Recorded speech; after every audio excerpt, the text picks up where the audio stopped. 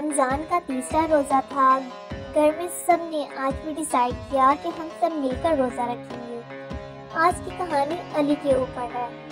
सुबह के वक्त जब अली ने सहरी की, उसने देखा कि उसका फेवरेट टॉय एक छोटा सा फुटबॉल जो उसे बहुत ज़्यादा पसंद था कहीं खो गया है।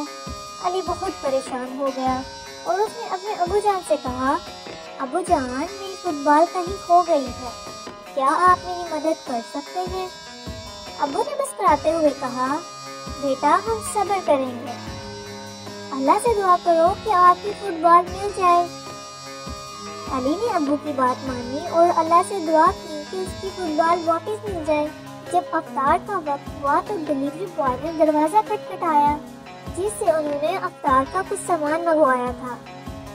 उसने अफ्तार का सामान दिया और साथ में अली की फुटबॉल भी लौटा दी जो कि गली में पड़ी हुई थी।